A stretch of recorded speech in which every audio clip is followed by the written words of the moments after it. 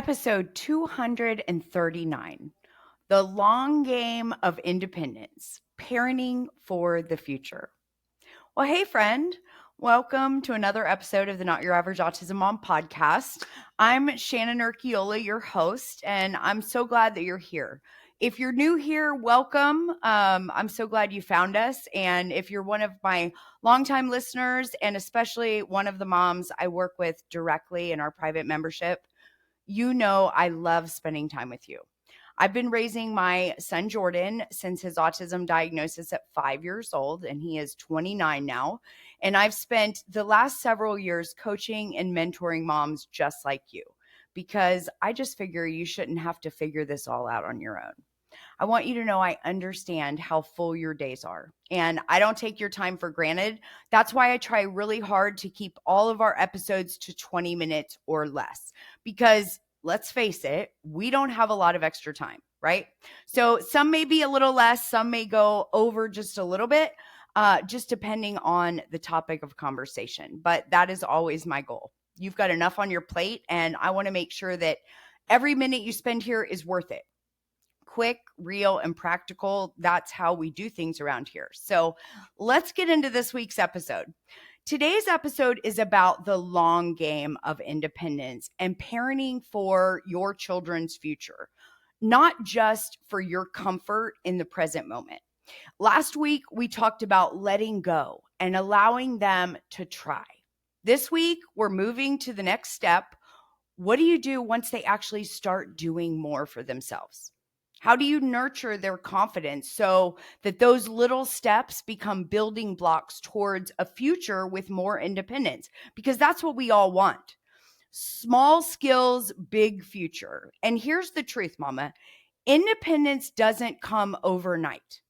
It doesn't magically appear at 18 or 21 or when school services end.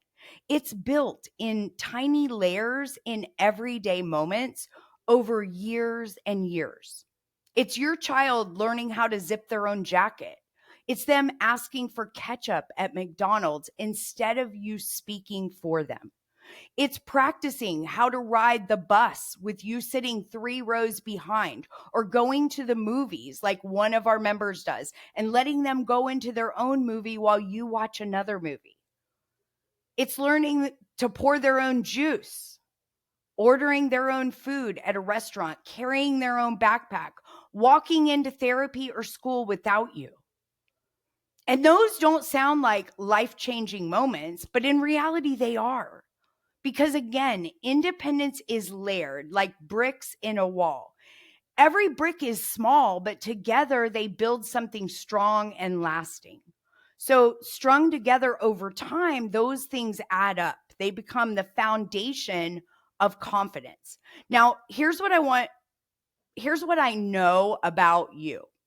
Sometimes you're tempted to skip layering the bricks because you're tired, because it takes too long, or you know that you can do it your way better or faster.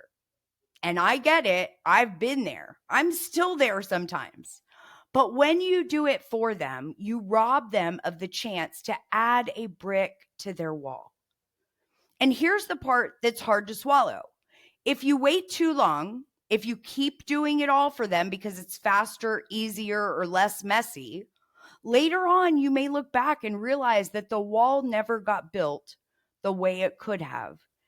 And then you're left wondering what would have been possible if you'd started letting go sooner. This part is really important. Confidence doesn't come from you cheering them on or telling them they can do it. Confidence comes from them doing it themselves. And they see that they can. And that means their confidence doesn't grow from our words. It grows from their actions.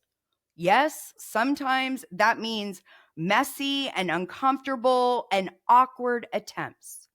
But those attempts matter. They matter more than perfect success, because every time they try, even if they don't get it right, they're learning, I can do things on my own. I'm capable. I can figure it out. Think about it like a confidence bank account.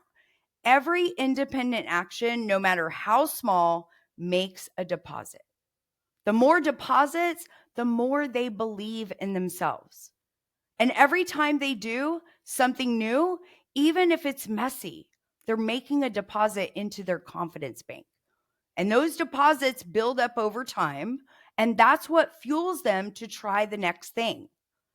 Your role is to be calm and encouraging and patient, to stand back far enough that they feel ownership, but close enough that they know that you're there if it really falls apart. You're their safety net, not their crutch. And this is where it gets uncomfortable for us, because this isn't just about them. It's also about you. So let's talk about the tough part, because sometimes, if you're being honest, you hold on too tightly, not because they can't handle it, but because you can't. You do things for them because it's faster, because it's easier, or because it avoids the meltdown in the grocery store, or because it's less awkward than waiting while they fumble through words with the cashier. But mama, that's parenting for your comfort, not their future. And while I say this with so much love, that's not what they need. What they need is for you to parent with their future in mind, to let them practice the messy stuff now so they're not blindsided later when you're not there to smooth it over. Parenting for the future means asking, what skills will matter 5 years from now? What can I let them practice today, even if I'm nervous, even if I'm scared, even if I think they may not be able to do it, even if it feels inconvenient? Where am I holding on too tightly because of my fear, not their ability? Maybe it's letting them hand the money to the cashier, even if their speech isn't clear. Maybe it's letting them brush their own hair, even if it's not perfect. Maybe it's giving them the chance to try a new class, even if you're worried that they won't like it. Yes, it might mean they hand the cashier crumpled up dollar bills instead of exact change. Yes, it might mean the shirt isn't tucked in perfectly or the hair is sticking up. These moments are not about perfection. They're about practice. And years from now, those imperfect attempts are going to matter so much more than your comfort in the moment. And this looks different depending on where you are in your parenting journey. For younger kids, maybe it's letting them order their own food, even if it takes a little longer. Or encouraging them to ask the teacher a question instead of you emailing the teacher yourself. For teens, it could be giving them responsibility for laundry or managing their own homework planner or navigating social situations without you constantly stepping in. For young adults, it might be giving them responsibility for managing money or setting up their own doctor's appointments or managing their prescriptions with your support in the background instead of your hand in the middle of it. No matter the age, the principle is the same. Step back enough for them to try, even when it's uncomfortable. This parenting journey is full of plenty of being uncomfortable and uncertainty. And I want you to really pause and ask yourself, what's one fear that makes you hold on too tightly?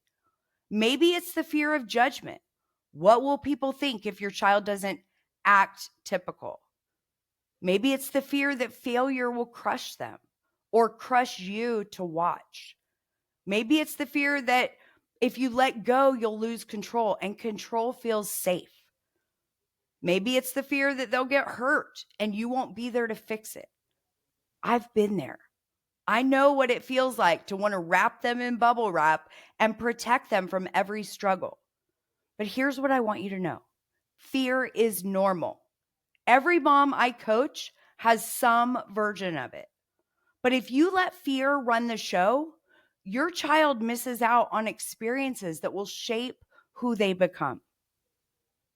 And if you keep stepping in, you're not protecting them. You're preventing them from learning. So how do you actually do this? Well, These are just a few strategies that can help you move in the right direction. The first thing is start small. Pick one task that you know they're ready to attempt and then step back. Maybe it's making their own breakfast, putting laundry away, asking a store employee where the bathroom is. The second thing is resist the rescue.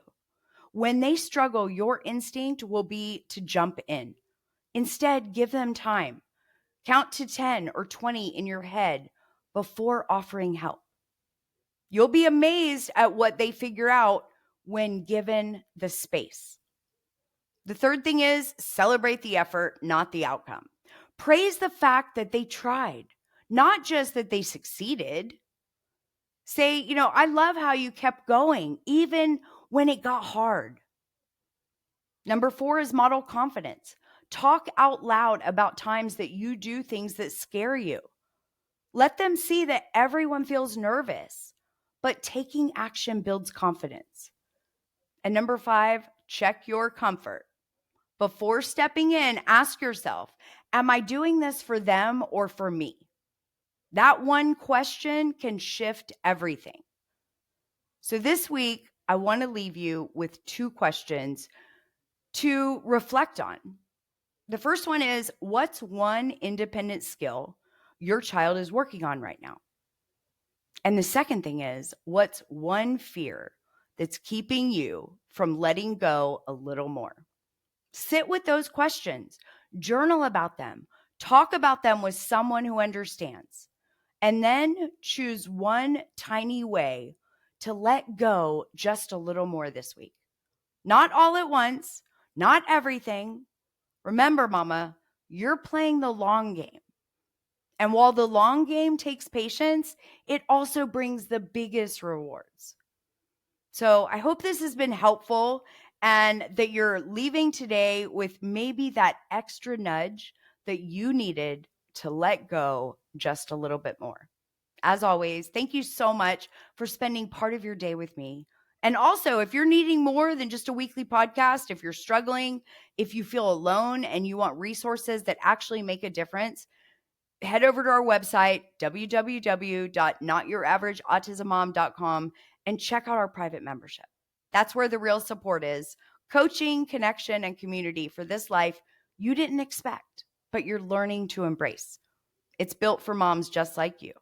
And don't forget, if you love this episode or it helped you feel a little less alone or gave you a little encouragement that you needed, share it with another mom who could use some encouragement today.